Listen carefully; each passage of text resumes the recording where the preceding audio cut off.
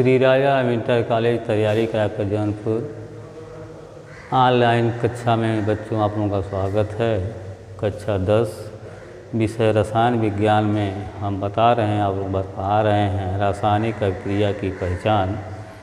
तो कैसे पहचानेंगे कि रासायनिक अभिक्रिया हो रही है कि नहीं, उसकी पहचान है।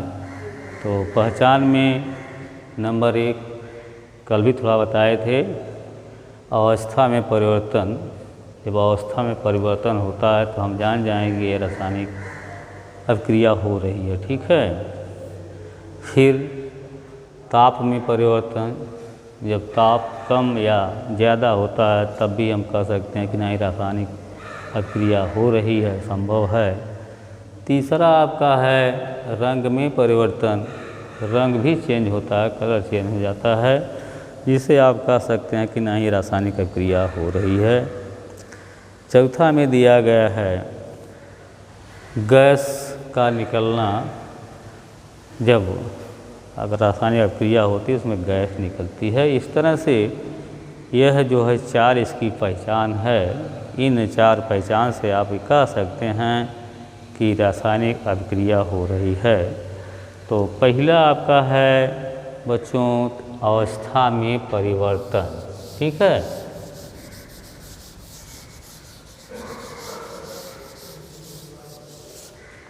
अवस्था में परिवर्तन, रासायनिक अभिक्रिया अवस्था में परिवर्तन के द्वारा अंकित होती है।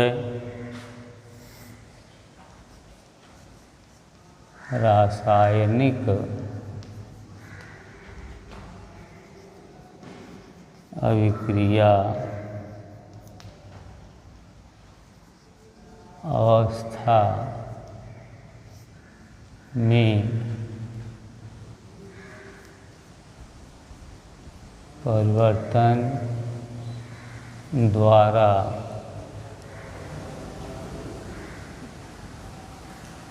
अंकित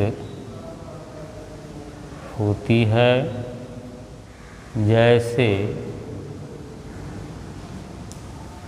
ठीक है, अवस्था परिवर्तन, जैसे मोम का जलना,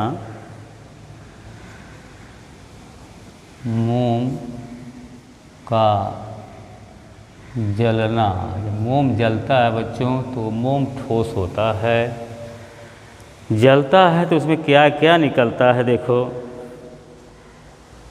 जल, कार्बन डाइऑक्साइड, ठीक है। उसमें निकलता आपका क्या, से जल है, जल ये आपका द्रव है, ठीक है।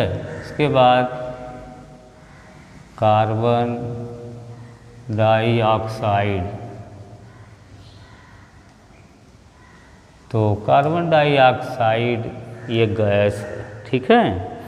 कार्बन डाइऑक्साइड बनते हैं, मोम ठोस है, जल द्रव है तथा कार्बन डाइऑक्साइड गैस है। तो इस तरह से अवस्था में परिवर्तन होता है। रासायनिक अभिक्रिया अवस्था में परिवर्तन द्वारा अंकित होती है, दर्शाया जाता है। जैसे आप मोम को जलाते हैं तो मोम ठोस है, जलता है, द्रव बनता है, जल बनता है, मतलब द्रव, और कार्बन डाइऑक्साइड गैस बनता है। तो इस तरह से उसकी अवस्था में क्या हो जाता है, परिवर्तन हो जाता है।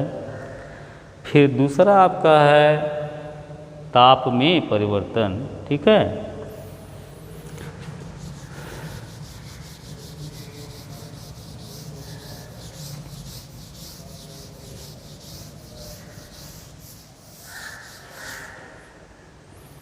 दूसरा हेडिंग है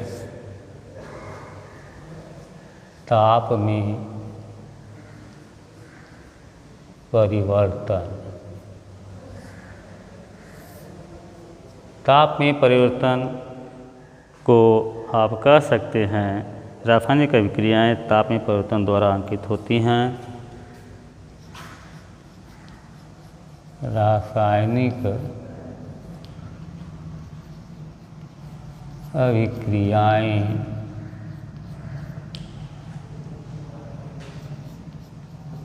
ताप में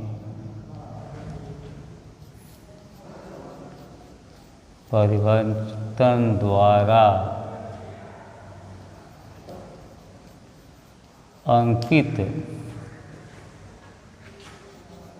होती हैं, जैसे इसका ताप जो है बदलता है। जैसे बिना बूझा चूना जल से क्रिया करता है, बिना बूझा चूना, ठीक है, बिना बूझा चूना जो है जल से अभिक्रिया करता है।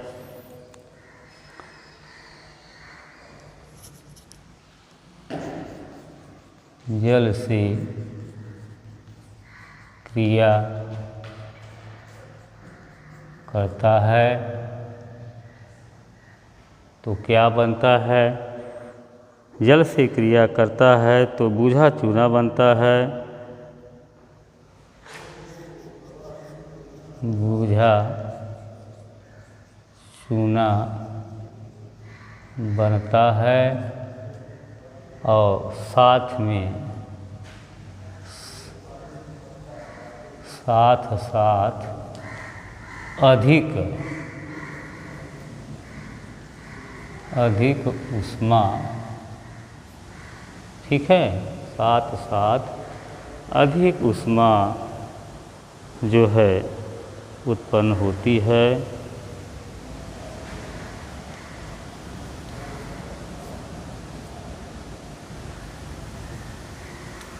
अधिक ऊष्मा उत्पन्न होती है तो इसका मतलब क्या हो गया? बिना बूझा चूना जल से क्रिया करता है तो बूझा चूना प्राप्त होता बनता है, साथ साथ अधिक ऊष्मा उत्पन्न होती है, मतलब ताप में परिवर्तन हो जाता है।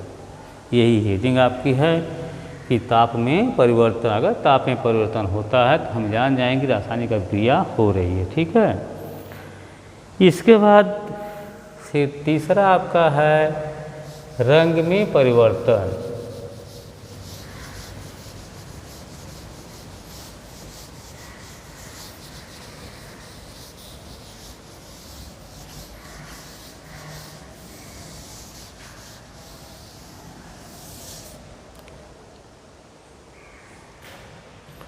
तीसरा हीटिंग आपकी है रंग में परिवर्तन।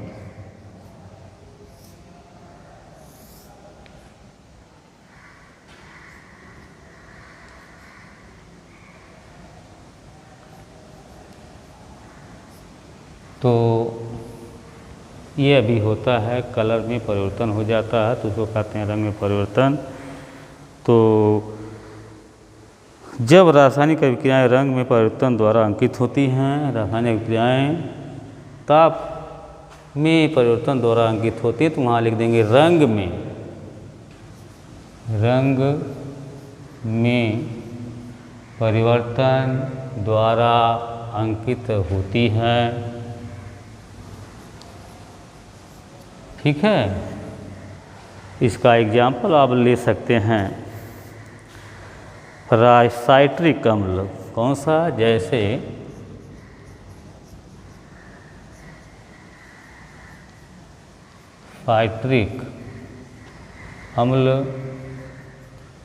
साइट्रिक अम्ल को मिलाते हैं किसमें? पोटेशियम परमैंगनेट में। पोटेशियम परमैंगनेट KMnO4 इसका नाम है। KMnO4 यही पोटेशियम परमैंगनेट है। उसको जब साइट्रिक अम्ल में मिलाया जाता है से क्रिया करता है,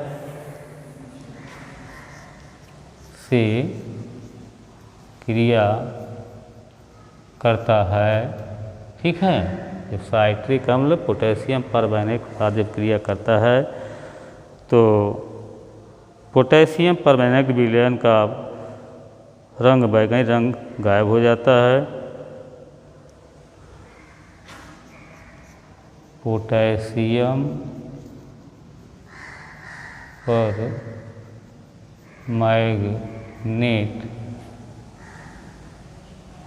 का जो है पोटेशियम परमैंगनेट का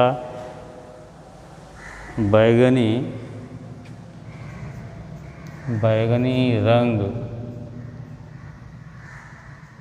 गायब हो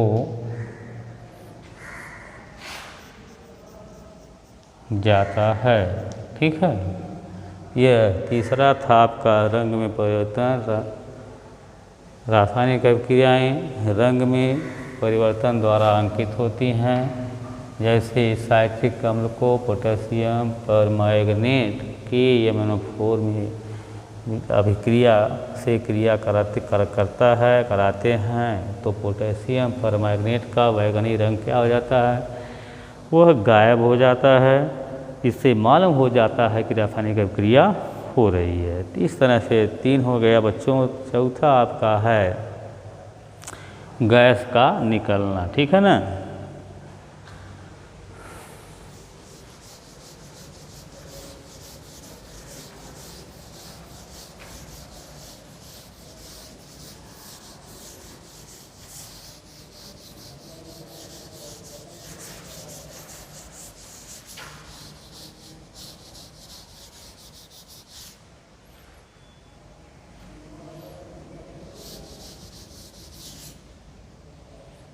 चौथी हीडिंग आपकी है गैस का निकलना। गैस भी निकलता है, अभिक्रिया होती है, तो इससे आप कह सकते हैं कि रासायनिक अभिक्रिया हो रही है। ठीक है, ये रहा। तो गैस का निकलना, कुछ रासायनिक अभिक्रियाएं गैस के निकलने, रासायनिक अभिक्रिया मतलब कुछ रासायनिक अभिक्रियाएं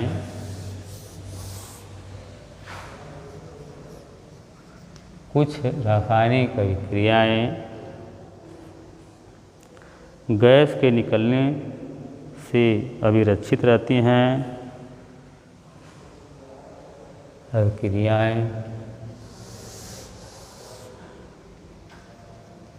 गैस के निकलने से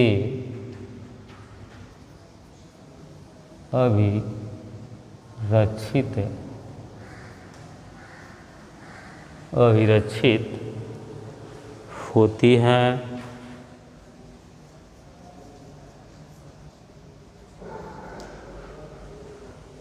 मतलब वह अभिक्रिया जिसमें जो है गैस निकलता है, समझ रहे हैं ना। कुछ रासायनिक अभिक्रियाएं गैस के निकलने से भी अभिरक्षित होती हैं। अगर गैस निकलता है तो आप कह सकते हैं कि रासायनिक अभिक्रिया हो रही है। जैसे दानेदार जिंक की अभिक्रिया, जैसे दानेदार जिंक की, जिंक Zn होता है, दानेदार जिंक की अभिक्रिया तनु दानेदार जिंक की अभिक्रिया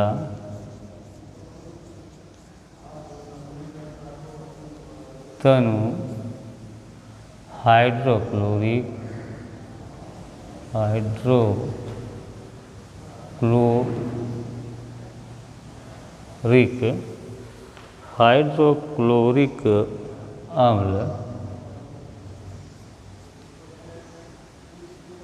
अम्ल मतलब HCl, ये उसका सूत्र है हाइड्रोक्लोरिक अम्ल का। तो दानेदार जिंक की अभिक्रिया तनु हाइड्रोक्लोरिक से जब कराते हैं तो हाइड्रोजन गैस के बुलबुले उत्पन्न होते हैं। हाइड्रोक्लोरिक अम्ल से कराते हैं तो हाइड्रोजन गैस के बुलबुले निकलते हैं।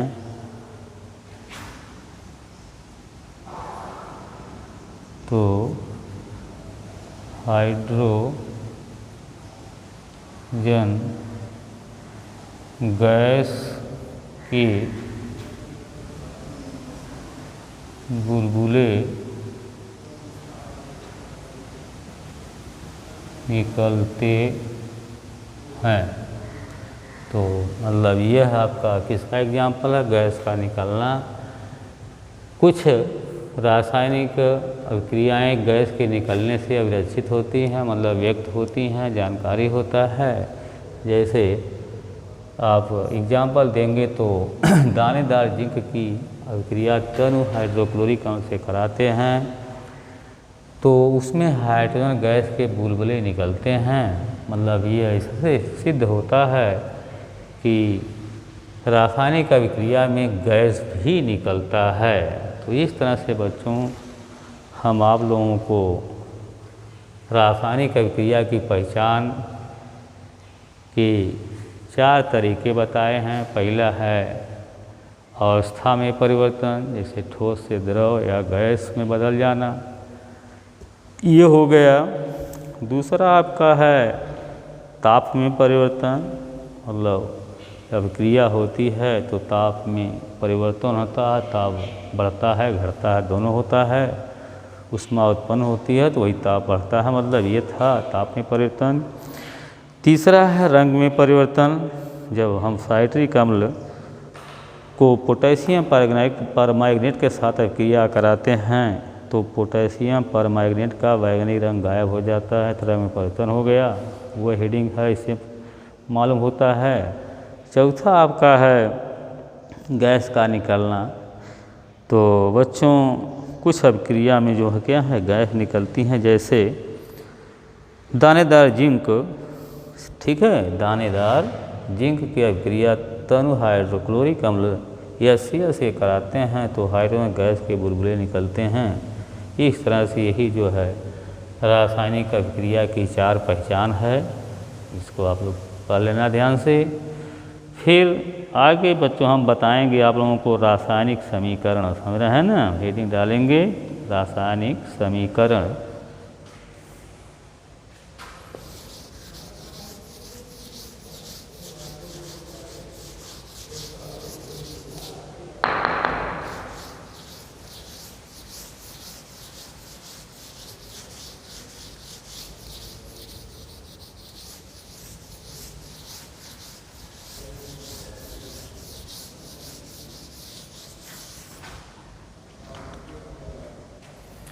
आगे है, अगली हेडिंग है रासायनिक समीकरण।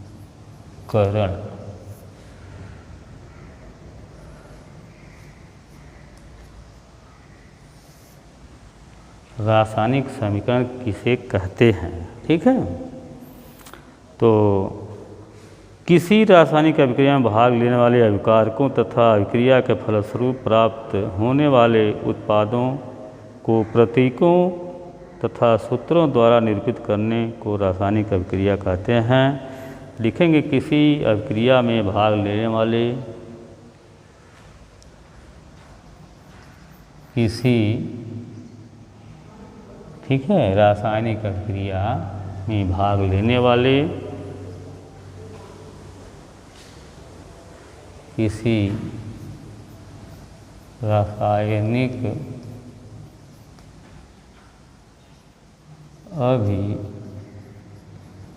अभिक्रिया में भाग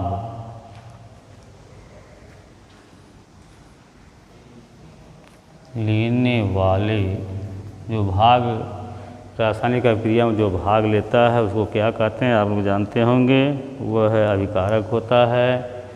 रासायनिक अभिक्रिया में भाग लेने वाले अभिकारकों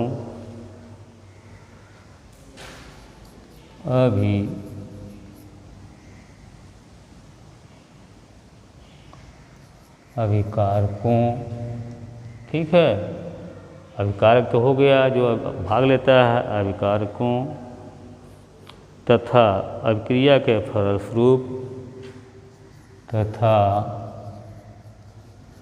अभिक्रिया के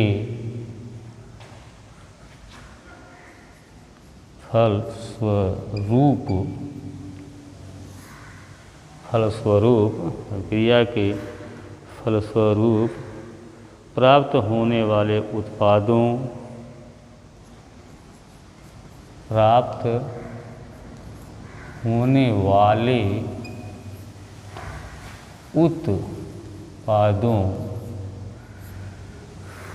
होने वाले उत्पाद जो अभिक्रिया में भाग लेता है उसका अभिकारक कहते हैं। जो अभिक्रिया के बाद प्राप्त होता है मतलब उसको उत्पाद कहते हैं। उत्पादों को प्रतीकों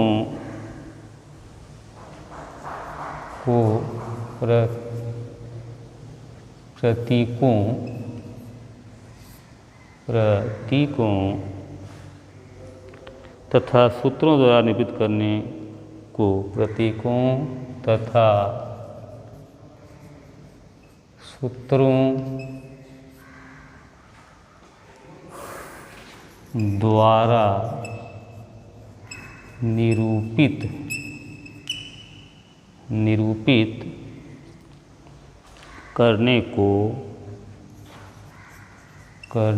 को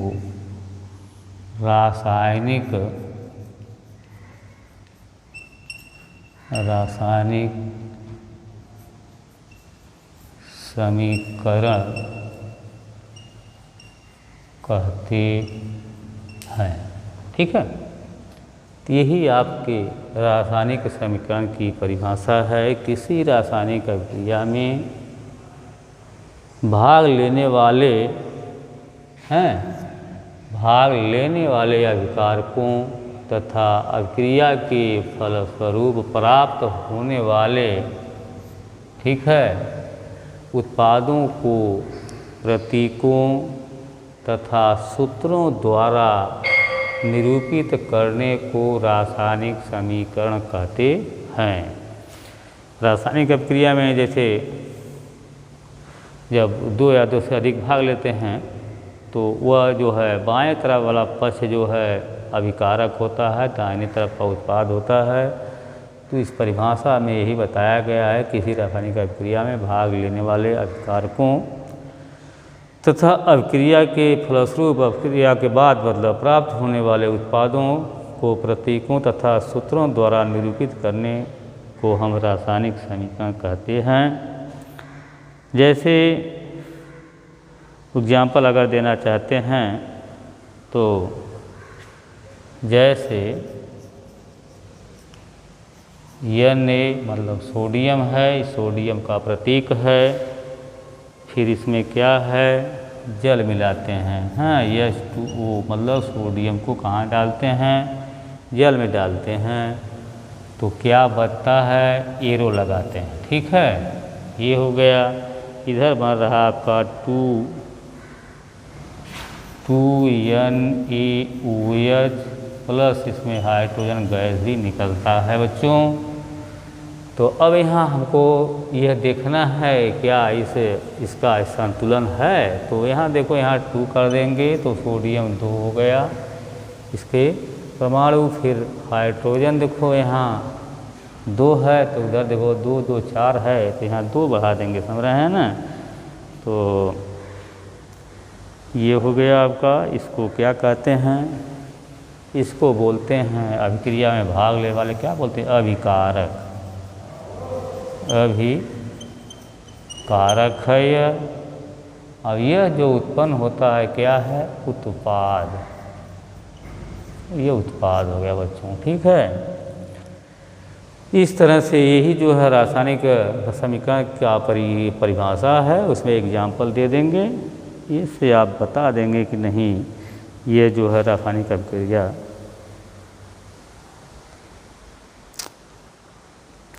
तो यहाँ बच्चों हमें कुछ इसमें जो है देखने में कमियां दिखाई दे रही। देखो हाइड्रोजन यहाँ कितना है 2 है या 2 है तो यहाँ 2 कर देंगे। ये हो गया आपका, ये संतुलित है, संतुलन भी बताएंगे। इस तरह से यही आपकी अभिकारक और उत्पाद है। तो भाग, रासायनिक अभिक्रिया में भाग लेने वाले को अभिकारक कहते हैं। देखो ये सोडियम और जल भाग लिया है तो इसको अभिकारक कहेंगे। इसके बाद क्या बना, सोडियम हाइड्रोक्साइड बन गया है ये, और प्लस हाइड्रोजन गैस निकली है, ये दोनों उत्पाद हैं। इस तरह से यह आपकी रासायनिक समीकरण की परिभाषा हो गई। बस इतना आज है बच्चों, कल अब से आगे बताएंगे।